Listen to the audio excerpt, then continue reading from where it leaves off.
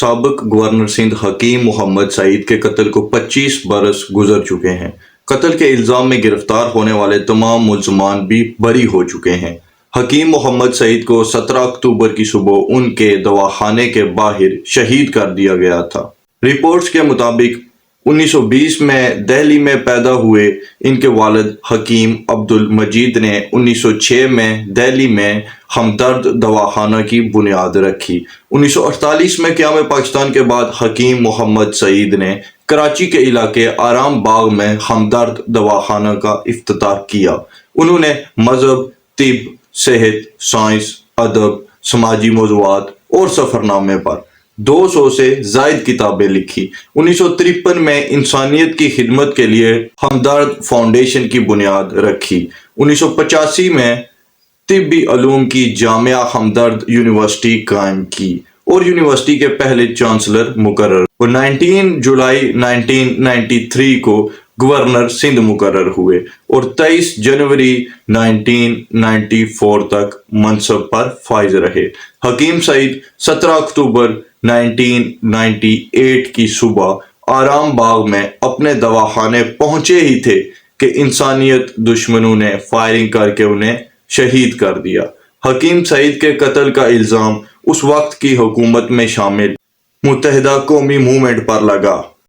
اس کے بعد صوبے میں گورنر راج نافذ کیا گیا۔ قتل کے الزام میں MQM کے عامر اللہ سمیت 39 ملزمان کو شامل تفتیش کیا گیا، لیکن JIT نے عامر اللہ کو قتل میں کلیئر قرار دے دیا۔ حکیم سعید کے قتل کیس میں ATC نے مجرموں کو موت کی سزا سنائی، جو سندھ ہائی کورٹ میں چیلنج ہوئی اور پھر 31 مئی 2001 کو سزا کالعدم قرار دے کر ملزمان کو رہا کر دیا گیا۔ صوبائی حکومت نے سندھ ہائی کورٹ کا فیصلہ سپریم کورٹ میں چیلنج کیا، مگر 26 اپریل 2014 کو سپریم کورٹ نے سندھ ہائی کورٹ کا فیصلہ برقرار رکھا۔ حکومت پاکستان کی جانب سے حکیم سعید کو ان کی خدمات پر ستارہ امتیاز اور بعد وفات نشان امتیاز سے نوازا، لیکن ان کا قتل کس نے کیا، وجہ کیا تھی، آج بھی یہ معاملہ حل طلب ہے۔ یہ تھی ڈیٹیلز حکیم سعید شہید کی۔ اللہ ان کو کروٹ کروٹ جنت عطا فرمائے۔ آپ نے سنا اور دیکھا کہ الزام لگا تھا MQM per. MQM Altaf by کی جماعت ہے۔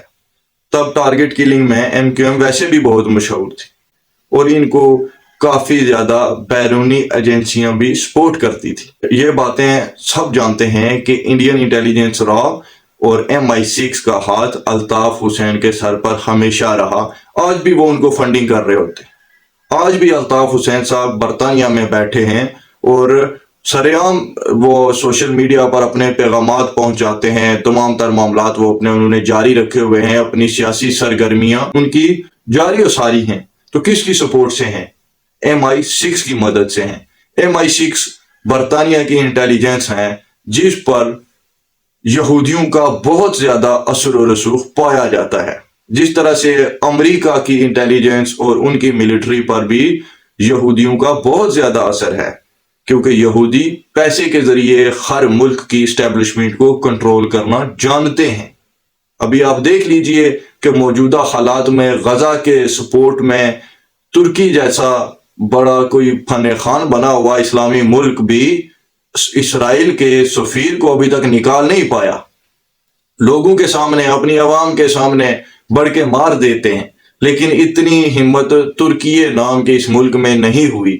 یہ جو مسلم امت کا لیڈر بنا ہوا ان کا صدر طیب اردوان ہے، اور ہمارے ملک میں خاص کر کے ارطغرل غازی اور عثمان غازی اور سلطنت عثمانیہ کے راگ الاپے جاتے ہیں، تو میں ان کی انفارمیشن کے لیے یہ بتاتا چلوں کہ ابھی تک آپ کے ارطغرل غازی کی سلطنت عثمانیہ کے حکمرانوں نے اسرائیل کے سفیر کو اپنے ملک سے ملک بدر نہیں کیا۔ چلے پاکستان تو بھوکا ملک ہے، ہمارے پاس تو کچھ ہے ہی نہیں، ہم تو کسی کام جوگے نہیں ہیں، پھر بھی آج تک ہم نے اسرائیل کو تسلیم نہیں کیا، ان کا سفیر اپنے ملک میں بٹھایا ہی نہیں کبھی۔ تو جن لوگوں کو آپ جن کے پیچھے چل رہے ہیں ان کے فکشن ڈراماز کو دیکھ کر ان کے حالات تو یہ ہیں. تو خیر بات کسی اور طرف جا رہی ہے. تو جو یہودی ہیں ان کا انفلوئنس دنیا بھر کی انٹیلیجنس ایجنسیوں پر ہے اور بہت عرصے سے ہے. انہوں نے تب بھی بہت سارے ملکوں کو مینج کر کر فلسطین پر اپنی ریاست قائم کی تھی. مظلوم فلسطینیوں کو شہید کرنے کے بعد یہ ان کی لاشوں پہ کھڑا ہوا امپائر ہے اسرائیل کا. تو یہ اسی طرح سے نہیں ہو گیا تھا. تب بھی برطانیہ ان کے لیے بہت کچھ کیا تھا. برطانیہ نے اگر آپ تاریخ کو اٹھا کر دیکھیں تو وہ برطانیہ ہی تھا کہ جس کی مدد سے ان کو وہاں پر جگہ ملی اور آج یہ اس مقام تک پہنچے ہیں. اس وقت کی سپر پاور برطانیہ ہی تھا. حکیم سعید صاحب نے اپنی کتاب میں عمران خان صاحب کے متعلق بھی کچھ باتیں لکھی تھی کہ وہ کس کے ایجنٹ ہیں اور کس کے کہنے پر ان کو سیاست میں لایا جا رہا ہے. یہ تمام باتیں حکیم سعید مرحوم نے اپنی کتاب میں لکھ ڈالی تھی. تو ان کو اس جماعت کے اوپر الزام ہے ان کو قتل کرنے کا کہ جس جماعت کا سربراہ آج بھی لندن میں بیٹھا ہوا ہے اور وہ MI6 کے پے رول پر ہے. اس سے زیادہ آپ کو کیا شواہد دیے جا سکتے ہیں کہ اس قتل کا معمہ آج تک حل کیوں نہیں ہو سکا یا اس کے پیچھے کن طاقتوں کا ہاتھ تھا اور کیوں تھا؟ کیونکہ وہ ایک پروجیکٹ لانچ کر رہے تھے اور اس پروجیکٹ کو لانچ ہونے سے پہلے ہی اگر اس مرد مومن اس شہید کی بات مان لی جاتی یا عوام اس وقت زیادہ کتابیں پڑھنے والی ہوتی یا باشعور ہوتی تو ان کے یہودیوں کے پروجیکٹ کا شروعات ہونے سے پہلے اختتام ہو جاتا.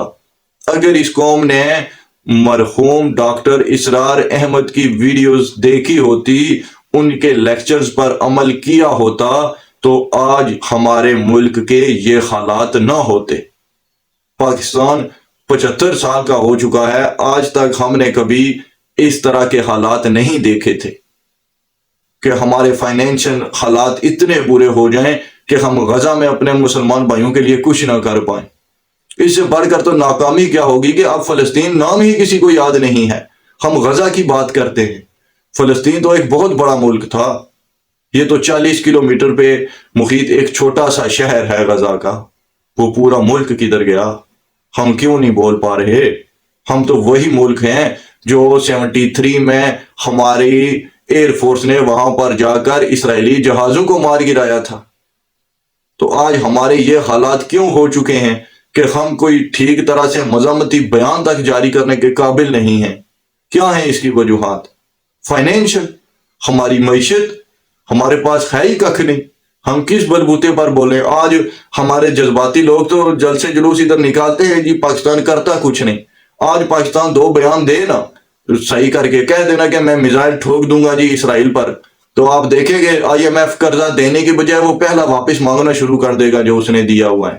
آج ہمارے ملک کے حالات اس نہج پر کس نے پہنچائے ہیں کہ ہمارے پاس کچھ ہے نہیں، ہم دنیا کو کچھ برآمد تک نہیں کر پا رہے. آج چائنا کے ساتھ کوئی معاہدہ ہوا ہے جی کہ $2 بلین ہم ان کو برآمدات کریں گے. تو دھیرے دھیرے تمام معاملات جو ہیں وہ سیٹل کیے جا رہے ہیں. ورنہ تو اگر اللہ معاف کرے وہی پرانے حکمران رہتے تو اب تک تو بچنا ہی ککھ نہیں تھا اس ملک کا. یہ تو آخری سٹیجز میں جا کے یہودیوں کا پلان پھر بھی فیل ہو گیا. ان کے سالوں کی محنت ابھی بھی رائے گاہ چلی گئی ہے. اب دیکھیے کہ ابھی جو ہمارے آرمی چیف بنے ہیں انہوں نے پہلا دورہ ایران کا کیا، دوسرا دورہ چائنا کا کیا اور پھر سعودی عربیہ کے دورے کیے یا دبئی کے کیے. امریکہ کا دورہ کوئی نہیں کیا انہوں نے. تو اس سے پہلے جو بھی آرمی چیف بنتا تھا وہ پہلا دورہ کدھر کرتا تھا سبھی جانتے ہیں. تو وہ کس کا بندہ ہوتا تھا؟ چلیں جی اب تک کے لیے اتنا ہی تھا. میرے خیال سے کافی ہے. جان کی امان پاؤں تو اتنا ہی بہت تھا. پیغام جو آپ تک دے دیا.